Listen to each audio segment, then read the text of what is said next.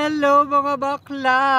Welcome back! At syempre andito na naman ang pinakamaganda, ang nag-iisang diwata ng New Zealand na si Jingjing! O diba? At syempre ang video ito, 11 months na ako nag-work dito sa New Zealand. Paano nga ba nabago ni New Zealand ang aking buhay? O diba mga bakla, nakakaloka! Alam niyo yung mga bakla, let's start from the beginning. Nagtrabaho ako sa Saudi Arabia for almost 9 years. So, nag-resign kasi ako noon. As in talagang 8 years and 7 months ako nagtrabaho sa Saudi Arabia as a hospital cleaner. Dito yan matagpuan sa Eastern Province sa Al-Hasa. So ito na nga, hospital cleaner ako sa Saudi Arabia, which is sumasahod ako almost 28,000 pesos. So alam niyo yung mga bakla, as in talagang marami akong dinanas na hirap, marami akong, as in talagang sabihin natin nakakapagod talaga maging OFW sa Saudi Arabia. Alam niyo yung mga bakla, as in talagang nag-decide talaga ako na mag-apply sa Canada, sa Yukon, Canada. As in talagang naghanap pa kami talaga ng legit na agency, which is nakabase siya sa Dubai. So I think is hindi ko na matandaan kung ano yung agency dun sa Dubai, pero until now nagme-message pa rin naman sila na hindi pa rin sila nakakakuha ng employer. And then after that, 1 year ako talaga, as in talaga 1 year na as in talagang wala pang nakukuhang employer si Dubai do sa agency. And then sumubok naman ako na mag-apply sa Poland. As in talagang, alam niyo yun, napakaraming gastos, as in talagang sakripisyo talaga, as in talagang yung halos ipon ko napunta na doon sa pag-a-apply. And then naisip ko August 2022, kasi talaga nag-apply talaga ako through Seek Job NC dito sa New Zealand. So sinubukan ko magpasa. Alam niyo mga bakla, as in talagang 30 to 40 na CV and cover letter ang pinapasa ko every day. As in talagang, alam niyo yun na na-experience ko talaga na ma-reject. As in talaga yung mga employers, sinasabi nila na kailangan nila is yung mga nandito na sa New Zealand. And then October, tatanda ko in October yon, na bigla may nag-message ang isang employer dito sa New Zealand na we are glad na ganyan-ganyan na thank you for applying here in our company. And then after that, sabi ko baka reject na naman to. And then after that, kinabukasan, nag-check ulit ako ng email ko. And then ito na nga, may employer na nga na sinabi ko nga na we are glad that you are applying here in our company. And then kinabukasan, nag-email uli sila kung willing ba ako sa time na New Zealand for interview. Syempre naloka talaga ako mga bakla, as in talagang I'm so happy na as in talagang this is it. Sabi kong ganyan, sobrang alam niyo yung kinakabahan talaga ako, as in talagang ang oras dito sa New Zealand is 11:30 ng umaga. And then yung interview ko sa Saudi is 12 ng madaling araw. As in talaga nagpuya talaga ako. As in talaga 11 pa lang ng gabi sa Saudi Arabia. As in talaga nag-prepare na talaga ako.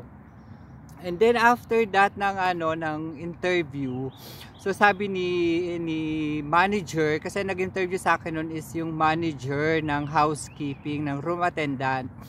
So after that, sabi niya, sige, after this, we will inform you kung nakapasa ka sa interview, and then we will come back to you, parang gano'n. Basta yun na email sa akin niya na babalikan niya ako. Then after that, siguro mga 2 days, after 2 days noon, as in talagang kinakabahan ako, sabi ko, ay baka hindi na ako pasa kasi ganyan nga, kasi wala pa silang email. And then after 2 days talaga, as in talaga sabi niya, bigyan ko daw sila ng 2 references. Doon ako naloka sa talaga, as in talaga naloka na talaga ako doon sa references. So binigay ko si HR, at syempre, yun na, binigay ko si HR para sa aking references. And luckily, binigyan na nila ako kinabukasan. After noon, after na na mabigay ni references kay employer yung aking parang ano ba, para siyang job background, parang ganon. So siyempre yung mga attitude mo, kung pala absent ka, so ano nga ba yung history ng aking trabaho dun sa aking dating employer. So ito na nga, after noon, siguro mga after 2 days, binigyan na ako ng job offer at saka ng contract. Sabi nila sa akin, pirmahan ko daw yung job offer at saka yung kontrata, then i-email ko ulit back sa kanila. So after noon, ibinigay na ni employer kung saan ako mag-a-apply ng visa. And then natatandaan ko noon, kasi talagang super pray talaga ako kay Padre Pio at saka kay Lord. Siyempre, as in talaga sana ma-approve na yung aking visa. So, parang October, as in talagang napakabilis na mga pangyayari. Para mga October 27 ako nagpasa ng application ko sa New Zealand Immigration. And then, as in talagang, alam niyo yun, as in talagang November 21, as in talagang November 21 ng umaga, papasok pa lang ako noon sa trabaho. As in talagang bihis na ako noon. Sabi ko, i-check ko ulit yung aking email, baka na-approve na. Alam niyo yun, 7 in the morning. As in talagang, ang time ko noon is 7:30. As in talagang 7 in the morning, nag-check ako. And then, as in talagang napaiyak talaga ako na bonggang-bongga noon. As in talagang, I am so blessed, I am so thankful na talagang pagkabukas ko talaga, as in approve na siya. And then tinawagan ko talaga yung aking kapatid, as in talagang super iyak-iyak talaga ako no? Sobrang tuwa sa kaligayahan, as in tears of joy talaga. And then ayun na nga, tapos December 3, nag-flight na ako papunta dito sa New Zealand, from Saudi Arabia to New Zealand. And then, nagpahinga muna ako ng 3 days dito sa New Zealand bago ako magtrabaho. And then, kinontak ako ni Flor kung kailan daw ako mag-start. So, yung sa first month ko talaga, as in talaga ang hirap mag-adjust. Alam nyo yon, as in talagang yung climate talaga dito, tapos yung oras, siyempre 'di ba magkaiba siya. So as in talagang buti na lang talaga, mabilis talaga ako mag-adjust sa mga ganyang eksena. And then after 2 months, as in talagang 3 months, 5 months, as in talagang I am so thankful talaga. As in talagang maraming pagbabago sa buhay ko simula nung nagtrabaho ako dito sa New Zealand. Unang-una na yung mga bakla, no? Unang-una sa lahat, yung talagang sweldo. As in talaga, yan talaga nagpabago sa akin sa pagkatrabaho ko dito sa New Zealand. Alam nyo mga bakla, sinasahod ko talaga sa Saudi Arabia is 28,000 per month. So fixed na siya. So pagdating ko dito on the first month is 25 New Zealand dollars per hour. So per hour siya, hindi siya per day. So per hour, kung ilan yung pinasok mo, kung halimbawa 7 hours, 8 hours, so itatimes mo yan sa 25.